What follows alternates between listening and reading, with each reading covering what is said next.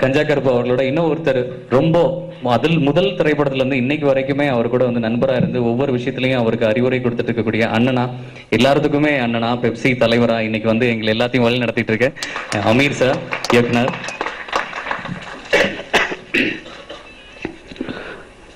அரங்கத்தில் இருக்கும் அனைவருக்கும் இறைவன் புறத்திலிருந்து சாந்தியும் சமாதானம் உண்டாகட்டும். கருப்பு பற்றி கல்யாணப்பன் சொல்லிட்டாரு, கனி சொல்லியாச்சு, சொல்றதுக்கு ஒன்றுமே கிடையாது. ஆனால் ஒரே ஒரு சந்தோஷம் மட்டும் மனசுக்குள்ளே இருக்கு. அது என்ன சந்தோஷம்னா, இந்த விழாவை நடக்கும்போது எப்படி கனி சொன்னார் இல்லையா, உதயந்தேட்டில் அவனை நானும் கனி உள்ளே போயிட்டோம், இவனை நிறுத்திட்டாங்க. நிறுத்தின உடனே கனி சொல்கிறேன், நான் தான் சொன்னேன், கனி அவனை நிறுத்திட்டாங்க சொல்லி அவனை கூட்டுவாங்க அப்படின்னு. அதற்கு பின்னால் கிடைத்த வெற்றியை விட இப்போ நான் வரும்போது இருந்தது தான் உண்மையான சந்தோஷமாக நான் நினைக்கிறேன். ஏன்னா நான் கடைசியாக வந்தேன், எனக்கு உள்ளே வர்றதுக்கு இடம் கிடையாது. அந்த கதவு கிட்ட தான் ரொம்ப நேரம் நின்றுட்டு இருந்தேன். அந்த கதவு கிட்ட தான் நின்றுட்டு இருந்தேன். நான் நின்றுட்டுருக்கேன். எல்லாரும் விஜய் சேதுபதி டேட்டு கேட்டு இண்டஸ்ட்ரி இன்னைக்கு அலைஞ்சிக்கிட்டு இருக்கு. விஜய் சேதுபதி எனக்கு முன்னால் பக்கத்தில் இருட்டுக்குள்ளே நின்றுட்டு இருக்காப்புல. அவருக்கும் இடம் கிடையாது. இங்கே தேட்டருக்குள்ளே இந்தியாவோட மினி சூப்பர் ஸ்டார் முருகதாஸ் வேற உட்காந்துருக்காரு. ஒரு மனிதன் வெற்றி அடைந்ததற்கு அடையாளமாக இதை விட பெரிய சந்தோஷம் எதுவுமே கிடையாது. என்னை இன்னைக்கு நிறுத்தியிருந்தா கூட அதுக்கு நான் சந்தோஷம் தான் பட்டிருப்பேன். உள்ளே போகாதீங்க சார், இடம் இல்லைன்னு சொல்லியிருந்தா கூட. அவனுடைய மனசுக்கு தான் இந்த வளர்ச்சி. அவன் எப்பவுமே இப்படி இருக்கான்னு நினைக்காதீங்க. இந்த மேடையில் இருக்கான்னு அவன் இன்விடேஷன் கொடுக்க வந்து நான் முதல் நாள் என்னோட ஆஃபீஸில் எப்படி பார்த்தனோ அப்போ இருந்து இப்போ வரைக்கும் அப்படியே தான் பார்த்துட்ருக்கேன். கொஞ்சம் இடையில கொஞ்சம் அப்படி இப்படி போயிருக்கான். அதை யாருமே இங்கே சொல்லலை, ஏன்னா அது உங்களுக்கு தெரியாதுல்ல. அதனால் கூப்பிட்டு ஒரு இடம் கூப்பிட்டு சொன்னேன் நான், இந்த வாய்ப்பு வந்து உனக்கு கிடைச்ச வாய்ப்பு இல்லட்டா. 2000 வருஷத்துக்கு முன்னால் இருந்து உன் தலைமுறைக்கே நீ தாண்டா முதல் முறையாக இந்த வாய்ப்பை வாங்கியிருக்க. அதனால் அதை கீழே போட்டு மண்ணில் போட்டு மீச்சிட. இது சாதாரணமாக வந்ததில்லை. மேலேருந்து இறைவன் சும்மா ஒன்றும் போட்டு கொடுக்கல. இந்த நாட்டில் இத்தனை கோடி பேர் இருக்கும் பொழுது இங்கே இருக்கிற அத்தனை பேருமே எளிமையாக கனி சொன்ன கதை இருக்குது, முருகதாஸ் கதை இருக்குது, ஹரிக்கு இருக்குது, அமீருக்கு கதை இருக்குது, பழனியப்பனு கதை இருக்குது, எல்லோருக்குமே கதை இருக்குது. ஆனால் இதை சாதாரணமாக கூப்பிட்டு கொடுக்கலடா. நீ கொடுத்த இறைவன் உனக்கு கொடுத்ததை கீழே போட்டு அதை தொலைச்சிடாத, அதை பத்திரமா வச்சுக்கன்னு.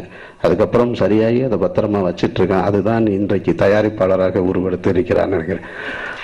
அப்போ அந்த டைரக்டர் இன்விடேஷன் கொடுக்கும்போது சொன்னார், டைரக்டர் உட்கார்றேன், நீ உட்கார்றான்னு. இல்லைண்ணே பரவாயில்லண்ணே இருக்கட்டும்ண்ணே. உட்காரக்கு தான்டா சோஃபா போட்டிருக்கேன் ஆஃபீஸில், உட்கார்றா. இல்லைண்ணே பரவாயில்ல இருக்கட்டும். சரி நீ நின்றுட்டு என்ன அப்புறம் படம் எப்படி எடுத்தீங்க என்னன்னு கேட்டுட்டு இருந்தேன். அப்போ டைரக்டர் சொன்னார், என்னடா எப்படிதான் கஷ்டமாக இருந்துச்சா படம் பண்ணும்போது. ஏன்னா நான் ராம் பண்ணும்போது அவன் நின்று வேடிக்கை பார்த்துருக்கான், அவனுக்கு தெரியும் கஷ்டமாக இருந்துச்சானே. அது அப்படியே போயிடுச்சுண்ணே, அது ஒன்றும் இல்லைண்ணே, அது அப்படியே இதாகிடுச்சு. இவர்கிட்ட கேட்குறேன், என்னங்க படம். அவர் என்னைய டைரக்டர் ஆக்கணும் அப்படின்றதுக்காக, எனக்கு படம் பண்ணணுன்றதுக்காக கடை வாங்கியிருக்காரே தவிர அவர் எது கடை வாங்கினார்னு எனக்கு தெரியலை அப்படின்னு ஒரு டைரக்டர் சொல்றாரு.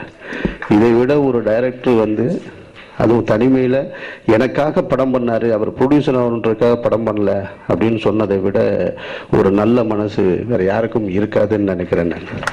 ஆனால் எல்லாருமே படம் பண்ண வந்திருப்பாங்க. கதை கேட்டேன் நல்லா இருந்துச்சு படம் பண்ணேன், இல்லை இன்வெஸ்ட் பண்ணிட்டு பணம் சம்பாதிக்கலான்னு வந்தேன் நல்லா இருந்துச்சுன்னு.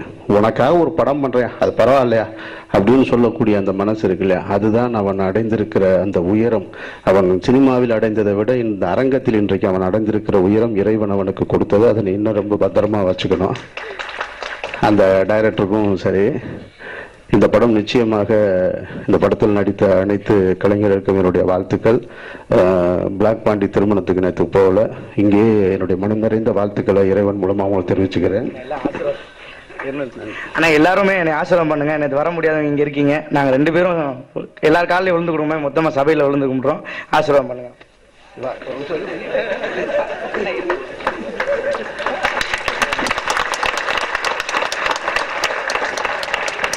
எல்லோருடைய ஆசீர்வாதமும் இருக்கு. நான் பொதுவாக மனிதன் வந்து இன்னொரு மனிதன் காலில் விழுகிறதையே வெறுக்கிற ஒரு ஆள். அதனால சபையில் நீங்கள் விழுந்துறீங்க. இறைவன் புறத்திலிருந்து உங்களுக்கு அந்த ஆசீர்வாதம் நிச்சயமாக கிடைக்கும். இந்த படம் மாபெரும் வெற்றியடைய இறைவனை வேண்டி கேட்டுக்கொள்கிறேன். இந்த திரைப்படம் நான் அன்னைக்கு சொல்லியிருக்கேன், வியாபாரத்தில் ஏதாவது உங்களுக்கு ஒரு பிரச்சனை எதுவாக இருந்தாலும் எப்போ வேணாலும் என்னுடைய அலுவலக கதவை தட்டலான்னு சொல்லிட்டு மீண்டும் அதை நினைவுபடுத்தி உங்களுக்கு வாழ்த்து கூறி